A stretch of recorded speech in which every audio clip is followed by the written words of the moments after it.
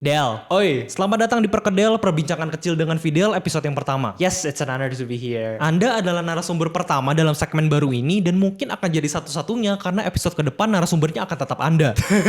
Nama lengkap Anda, Fidelius Wisesa, usia saat ini 20 tahun, seorang content creator filmmaking. Betul? Yes, betul. Udah berapa lama jadi content creator? Udah lumayan lama. Kalau TikTok tuh dari awal 2021, kalau Instagram tuh dari akhir 2022. Oke, udah lumayan lama ya. Tapi kok saya lihat gak ada perkembangannya ya?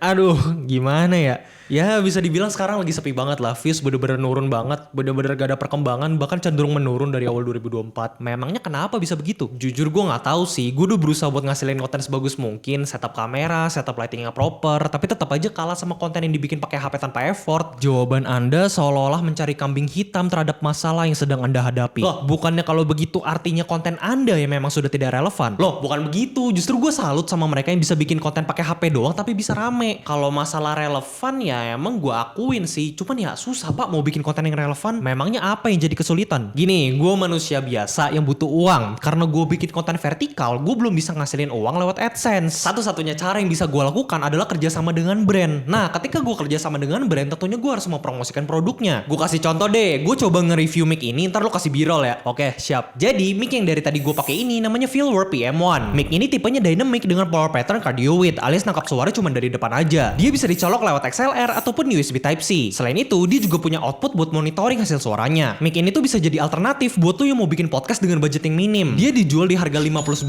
atau sekitar 900 ribuan. Nah, itu contoh kalau gue bikin konten yang ada brandnya. Sedangkan audiens tuh tetap butuh value dari konten yang gue buat, baik itu edukasi ataupun entertainment. Jadinya susah gitu loh buat menyenangkan dua pihak, baik itu brand maupun audiens. Memangnya sesulit apa? Gue tuh kehilangan followers bisa sampai 100 per harinya, Pak. Itu pun pas gue lagi rajin upload, apalagi pas gue jarang upload ya kan. Itulah mengapa gue harus rajin upload, kalau bisa seminggu 3 kali. Lantas, gimana caranya gue bisa ngasilin skrip konten yang bener-bener bervalue hanya dalam waktu yang singkat? Belum lagi syuting sama editnya pula. Lalu bagaimana cara Anda untuk mengatasi hal tersebut? Nggak ada tindakan konkret pak, paling cuma soal mindset aja. Satu hal yang gue sadari adalah bervalue atau enggaknya konten yang gue buat itu subjektif. Ada yang dapat value dari konten yang gue buat, ada juga yang enggak. Karena satu hal yang pasti, sampai kapanpun gue nggak akan pernah menyenangkan semua orang.